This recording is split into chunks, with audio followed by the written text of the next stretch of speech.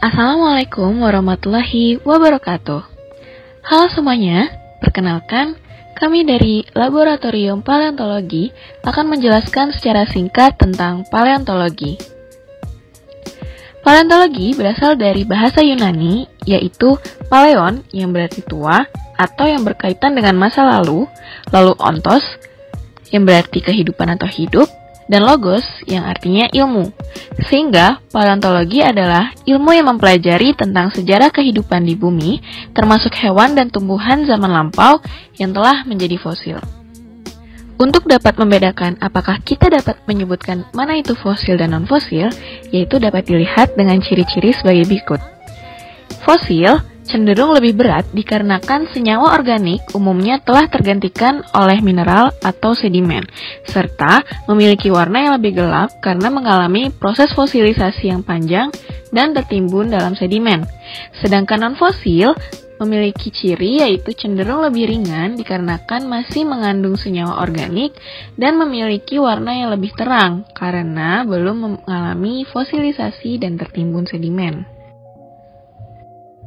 Secara pengertian, fosil merupakan sisa bahan organik atau aktivitas makhluk hidup yang terawetkan secara alami dan berumur lebih tua dari Holosen.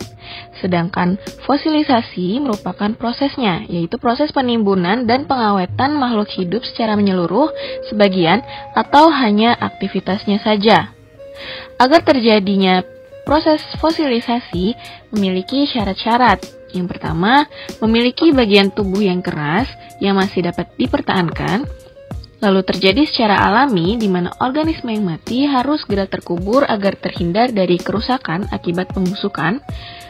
Lalu segera masuk ke medium pengawet atau tidak dimangsa, berumur lebih dari 10.000 tahun atau Holosen, serta terhindar dari proses kimia.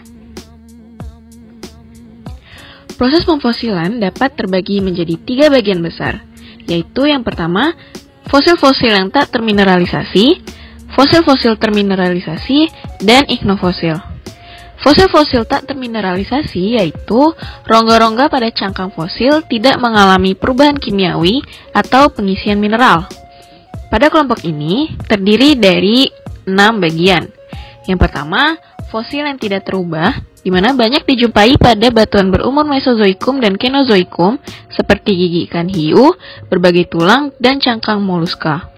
Lalu yang kedua ada amber, yang terbentuk jika hewan atau tumbuhan terperangkap di dalam getah. Selanjutnya ada distilasi, merupakan proses pemfosilan, di mana kandungan gas dan air pada organisme menguap dan meninggalkan residu karbon. Lalu ada mumi yang merupakan proses pemfosilan yang diakibatkan oleh kondisi yang sangat kering. Selanjutnya ada pemfosilan dalam aspal yang prosesnya sama seperti amber, tetapi bahan pembungkusnya pada fosil ini yaitu aspal. Dan yang terakhir pemfosilan dengan cara pembekuan, di mana hewan yang mati tertutup secara terlindungi oleh lapisan es yang membekukannya dengan segera. Selanjutnya, fosil-fosil yang termineralisasi. Fosil yang termasuk kelompok ini mengalami penambahan, pengurangan, atau pergantian seluruh zat-zat penyusunnya. Kelompok ini terdiri dari 4 bagian. Yang pertama ada histometabasis, di mana istilah yang khusus digunakan untuk fosil yang terbentuk akibat proses penggantian jaringan organisme oleh mineral dengan tetap mempertahankan struktur asalnya. Histometabasis ini dapat dibagi lagi menjadi 3. Yang pertama external mold atau tapak, lalu ada internal mold atau tuangan, dan cast atau cetakan. Selanjutnya ada replacement, yaitu penggantian total dari material penyusun rumah organisme oleh mineral-mineral asing. Biasanya mineral kalsit, mineral aragonit, mineral fosfat, mineral silika, kitin, dan pirit. Yang ketiga, permineralisasi, yaitu proses pengisian oleh mineral asing ke dalam tiap-tiap pori dalam kulit kerang. Walaupun seluruh pori telah terisi, tapi material semula yang menyusun tulang, kulit, atau kerang masih tetap tak terubah. Lalu yang terakhir ada leaching, yaitu proses pelarutan dinding tes oleh air tanah. Lalu proses pemfosilan yang terakhir yaitu ichnofosil, yang merupakan hasil dari aktivitas makhluk hidup.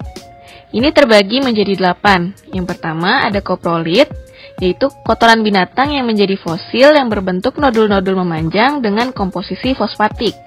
Lalu yang kedua ada gastrolit, yaitu fosil yang tadinya tertelan oleh salah satu hewan tertentu untuk membantu pencernaan.